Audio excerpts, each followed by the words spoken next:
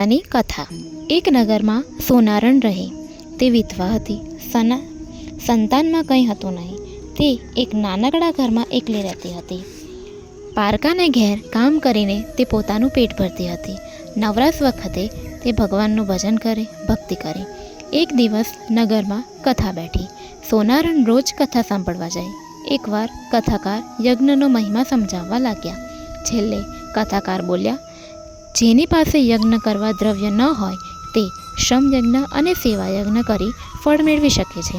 સોનારણે મનમાં નિશ્ચય કર્યો કે મારે શ્રમયજ્ઞ અને સેવાયજ્ઞ કરવો। ગામ બહાર આવેલા તળાવ આગળ એક મહાત્મા મઢોળી બાંધીને રહેતા હતા। તે સતત પ્રભુ ભક્તિમાં લીન રહેતા। તે મહાપવિત્ર અને ત્રિકાળ જ્ઞાની જેવા લાગતા હતા। તેમનું લલાટ જગાર મારતું હતું। તેમના દર્શનાર્થે નગરના સ્ત્રી પુરુષો અવારનવાર આવતા હતા। સોનારણ પણ તેમના દર્શન કરવા જતી। સોનારણમાં મનમાં થયું કે શ્રમયજ્ઞ કરવા માટે મહાત્માની મઢોલી અને સેવાયજ્ઞ કરવા માટે મહાત્માની સેવા વધુ અનુકૂળ છે। તે સૂર્યોદય પહેલાં મહાત્માની મઢોલીએ ગઈ અને મઢોલીની આસપાસ પડેલ કચરો સાફ કરી પાણી છાંટ્યું। પછી મઢોળી સાફ કરી બધું વ્યવસ્થિત ગોઠવી પાણીનું માટલું ભરી તે પોતાને ત્યાં ચાલી ગઈ। આ વખતે મહાત્મા મઢોળીમાં ન હતા। તેઓ તે સમયે જંગલમાં ફરવા ગયા હતા। થોડી વારે મહાત્મા આવ્યા અને મઢોળીની આસપાસ જગ્યા સ્વચ્છ બનેલી જોઈને અને તેના ઉપર પાણીનો છંટકાવ થયેલો જોઈને વિચારમાં પડી ગયા। મઢોળીમાં દાખલ થતાં મઢોળી સ્વચ્છ અને વ્યવસ્થિત લાગી। પાણીનું માટલું ભરેલું જોયું। આ બધું જોઈ તેમના આશ્ચર્યનો પાર રહ્યો નહીં। સોનારણ ચતુર હતી। તે રોજ વહેલી સવારે જ્યારે મહાત્મા જંગલમાં ફરવા ગયા હોય ત્યારે મઢોળીએ આવી બહાર અને અંદર સ્વચ્છ કરી આવતી। મહાત્મા જ્યારે બહારથી આવતા ત્યારે સફાઈ જોઈને તેઓ અચંબા પડી જતા। મનોમન તેઓ આ કાર્ય કરનારને આશીર્વાદ આપતા। મહાત્મા રોજ વિચાર કરે છે કે દરરોજ કોણ આવીને આ બધું કરી જાય છે। એક દિવસ મહાત્મા સંતાઈને ઊભા રહ્યા।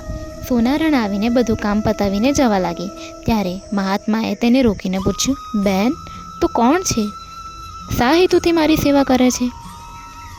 સોનારણ પોતાની ઓળખાણ આપીને પોતે કરેલા સંકલ્પની વાત કરી ત્યારે મહાત્મા બોલ્યા, કાલથી પુરુષોત્તમ માસ શરૂ થાય છે। તું અધિક માસનું વ્રત કરજે અને સાથે સાથે ગાયની સેવા કરજે। તને દરરોજ એક અશ્વમેઘ યજ્ઞનું ફળ પ્રાપ્ત થશે। આમ તું આખો મહિનો ગાય માતાની સેવા પૂજા કરીશ અને પૂર્ણ શ્રદ્ધાથી વ્રત કરીશ તો તને 30 અશ્વમેઘ યજ્ઞનું ફળ પ્રાપ્ત થશે। અધિક માસ શરૂ થતાં સોનારણે પૂર્ણ શ્રદ્ધા સાથે વ્રત શરૂ કર્યું।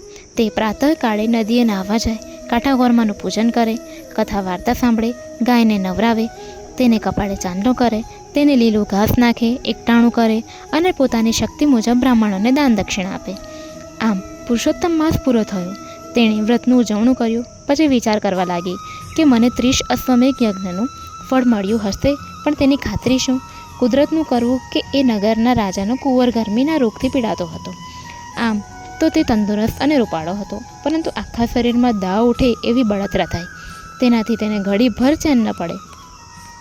રાજાએ મોટા મોટા વૈદ્યોને તેડાવ્યા, જાણીતા હકીમોને બોલાવ્યા, જોગી જતીને આમંત્ર્યા, બુવા ભરાડીને બોલાવી દોરા ધાગા કરાવ્યા, પીર ફકીરને બોલાવી તાવીજ કરાવ્યા, ઘણાએ અખતરા કર્યા, પણ કુંવરના શરીરનો દાહ ઘટતો નથી। બળતરા સતત ચાલુ જ હતી। એવામાં કોઈ સિદ્ધ પુરુષ રાજાના મહેલે આવ્યા। રાજાએ પોતાના કુંવરને બતાવ્યા। સિદ્ધ પુરુષે કુંવરના કપાળથી રેખાઓ જોઈને કહ્યું, રાજવી, તમારો કુંવર કોઈ દવાથી સારો થશે નહીં, મંત્રતંત્રથી સારો થશે નહીં, પરંતુ કોઈ વ્યક્તિ તેને 5 અશ્વમેઘ યજ્ઞનું ફળ અર્પણ કરે તો કુંવરનો દાહ મટે, કેમ કે તમારો કુંવર પૂર્વભવના શાપને કારણે આ દાહની પીડા ભોગવી રહ્યો છે। સિદ્ધ પુરુષ તો રસ્તો દેખાડીને ચાલતા થયા। રાજાએ તરત પ્રધાનને બોલાવ્યા અને કહ્યું, આખા નગરમાં ઢંઢેરો પીટાવો કે કોઈ 5 અશ્વમેઘ યજ્ઞનું પુણ્ય કુંવરને અર્પણ કરી શરીરનો દાહ મટાડે, જે કોઈ આ કાર્ય પાર પાડશે તેને રાજા તરફથી સારી બક્ષિસ આપવામાં આવશે। 2 દિવસથી નગરમાં ઢંઢેરો પીટાવવા આવ્યો, છતાં કોઈ રાજા પાસે આવતું નથી। રાજા રાણી નિરાશામાં ડૂબી ગયા હતા। તેમને કોઈ રસ્તો સૂચતો નથી। ઉડતી ઉડતી આ વાત સોનારણને કાને પહોંચી। તેને સાંભળ્યું, જે કોઈ 5 અશ્વમેઘ યજ્ઞનું ફળ કુંવરને આપે તો એનો દાહ શમે। આ વાત સાંભળીને સોનારણને વિચાર આવ્યો કે પેલા મહાત્માની વાતની ખાતરી કરવાનો આ અવસર છે।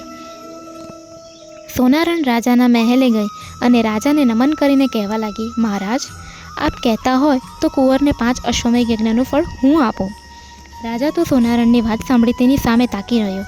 સોનારણના દેખાવ ઉપરથી તે સાવ સામાન્ય અને ગરીબ લાગતી હતી. રાજા નવાઈ પામ્યો, કારણ કે અશ્વમેઘ યજ્ઞ કરવો એ કાંઈ જેવા તેવાનું કામ નથી. વિશ્વાસ ન આવ્યો.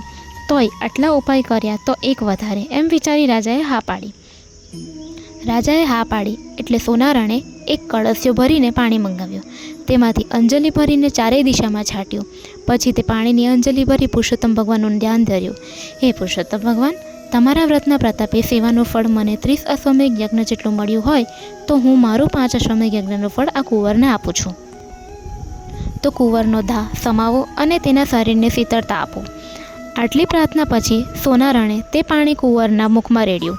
એ જ ક્ષણે કુંવરને બળતરા ઘટતી જતી લાગી અને થોડી વારમાં તેના શરીરનો દાહ શમી ગયો. કુંવરને શરીરનો દાહ શમતા તે એકદમ આનંદથી કૂદકો મારીને ઊભો થઈ સોનારણના પગમાં પડી ગયો.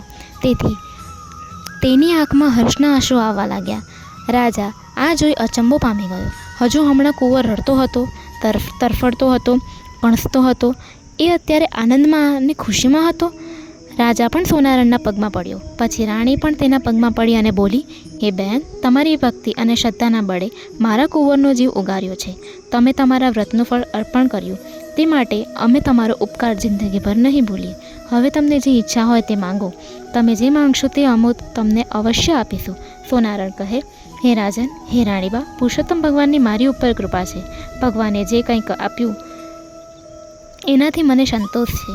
મારે કંઈ જોઈતું નથી. મારી ઈચ્છા છે કે તમે અને રાણીબા આ જીવન પુરુષોત્તમ વ્રત કરવાનો દ્રઢ સંકલ્પ કરો. ગૌ સેવા કરો, એમાં જ બધાનું કલ્યાણ છે. તે જ ક્ષણે રાજા રાણીએ પુરુષોત્તમ વ્રત કરવાનું અને ગૌ સેવા કરવાનો સંકલ્પ જાહેર કર્યો. બોલો પુરુષોત્તમ ભગવાનની જય.